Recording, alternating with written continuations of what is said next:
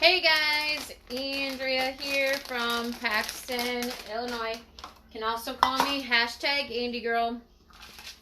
This is not going to be a very long live, but I already made one pizza crust, which I'll show you guys. But if you are just starting your low carb or keto journey, and of course, like most people, I'm pretty sure you love pizza, this is going to be for you. So if you are joining live, drop a pizza emoji below. If you're watching the replay, #replay, and don't forget to share this to your timeline, share it to keto groups, low carb groups, all of those good things. And if you are new, make sure you drop the word new and tell me where you're coming in from. Click on my face, get notified every time I go live, and make sure you comment, share after you do so I can thank you. So if you are strict keto, you will shred your own mozzarella, but I am not strict. I am lazy keto, so I have the pre-shredded mozzarella. So do as you please, no judging. You can do it the hard way or the easy way. It's totally up to you. So I am doing the pre-shredded. So we're gonna need 1.5 cups of mozzarella in a bowl. Let me turn this. Hi, Andrea. Hi, Lori. Hi, Bobby. And then we're gonna do 2 tablespoons of cream cheese mixed in here as well. You're gonna nuke that in the microwave until it's well melted. So let's see here. Got 2 tablespoons. Bria, I know, right? Pizza is life, and we haven't made this in a while. So 2 tablespoons of cream cheese. I don't have the measurements perfect, but you can for sure. And if you don't have this recipe, drop recipe below and I will get that to you. Alright. We're going to do this. Oh, that didn't work. There we go. And put it in the microwave. You're going to put your oven at 425. Let me see here. And then you're going to lay out some parchment paper on your counter. And then you're also going to need parchment paper to roll out the dough so it doesn't stick to anything, because it is going to be a little sticky. Alright, so in a separate bowl, while that's melting, we're going to, sounds like it's popping, we're going to mix the dry ingredients. So I have walnut flour. You guys can use almond flour or coconut flour. Just know if you're using coconut flour, it's a different measurement than what I'm telling you here.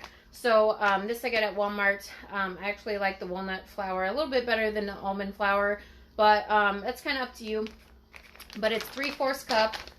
And as always, if you're doing any kind of nut flours, make sure you put it in the fridge when you're done to keep it fresh.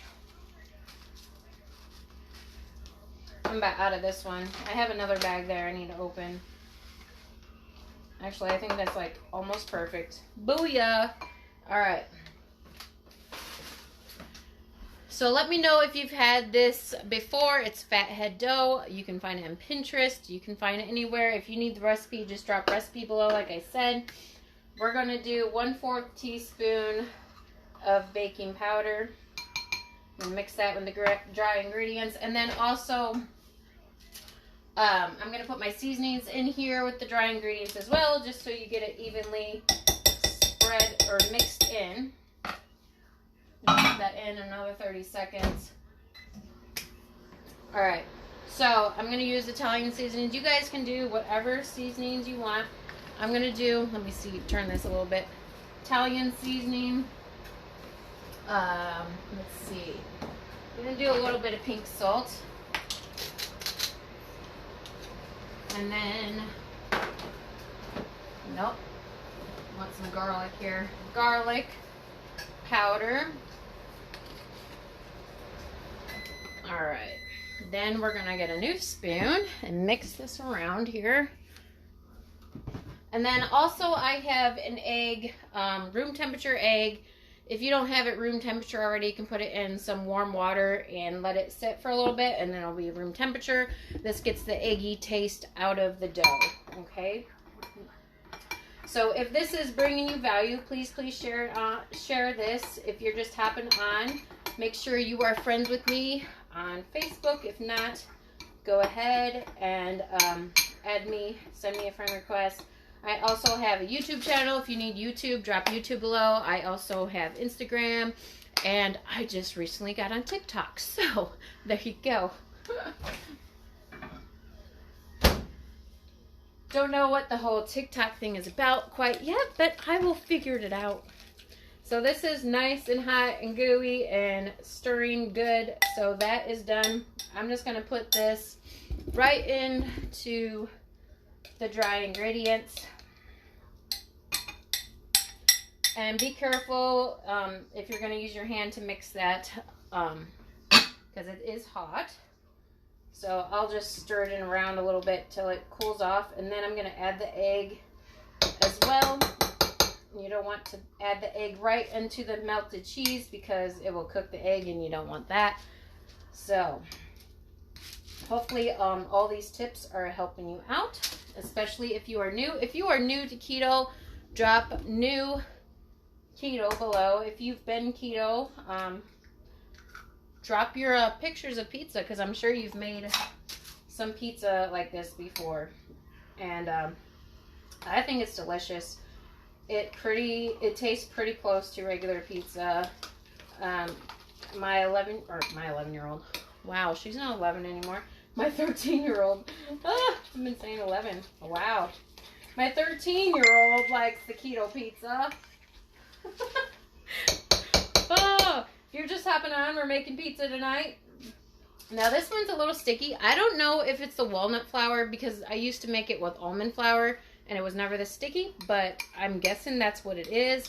But that's why you definitely need to make sure you have this parchment paper down. I did wash my hands, but so I'm gonna touch this and move it around, and then we're gonna form the dough. My first one I made as a thin crust pizza. See how sticky that is? Really sticky. If you need to add some more walnut flour or almond flour, you can do that. But I'm going to make this a little bit thicker dough pizza than the first one, just so we have like a little bit of variety.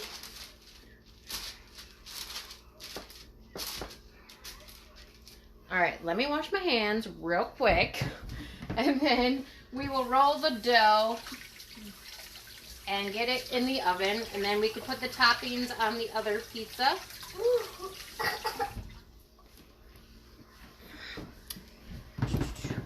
So parchment paper, put right on top. Get your roller here. Can you guys see this? All right. And roll it to the size you want. You can form it. You can make it a thick crust, whatever you want to do. I'm going to make this a little bit thicker than my last one. And you guys, Valentine's Day is coming up, so you can even form it in the shape of a heart if you want. Okay?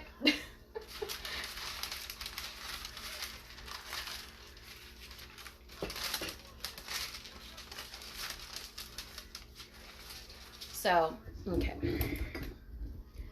That is the dough. Like I said, this one's a little thicker than my first one, but you can form it with your fingers to make a crust, like edge if you want, and kind of play with it a little bit. So like I said, the oven needs to be at 425, and then, oops, sorry. Hold on a minute. Wash this stickiness off. Oven at 425, and then you're going to bake that crust for about 8 minutes. You're going to poke holes in it. So, wherever my fork went, poke holes in it with a fork, just in case it gets all bubbly. I know some ones that I've made in the past have gotten bubbly. So poke some holes in it, put it in the oven for about 8 minutes. And then this is the crust when it comes out. So that's a big, nice, thin crust pizza right there. I'll have to double check to see. I think it was 5 carbs for this whole thing, but don't quote me on that. It actually is going to kind of depend on what ingredients you use, because let's see, the cheese doesn't have carbs. I mean, that one kind of does because it's not freshly cut. So let's say you cut your own cheese, that's 0 carbs. The egg is 0 carbs. The flour, now the flour, 3 tablespoons is only 1 carb. So I mean, that whole thing doesn't have that many carbs. So if you are good on macros and you can eat that whole pizza, go for it. So the next step would be to add sauce. If you want to add sauce, you would do low carb sauce, so sugar-free sauce, organic sauce, whatever you want. Or if you don't want to add sauce because you don't want to add the carbs, then I do like a garlic butter spread and do that, and then I add my toppings. So I have sausage already cooked in the pan, so we're going to have sausage on them. And I have some onions and green peppers cut up as well, which don't use a whole lot of onions because that will add up your carbs, but green peppers are good because it has fiber, so it's not quite as many carbs. And then whatever, if you want pepperoni, so if you are tracking, just make sure you add everything, or at least add everything up on paper and then divide it by however many slices you get, and then you'll figure out how many carbs and calories you have per slice. Okay, so that is it for this evening. I hope this brought you value. If it did, drop some flame emojis below, and please continue to share this out. But I hope you guys have a good night, and I will see you later. Bye, friends.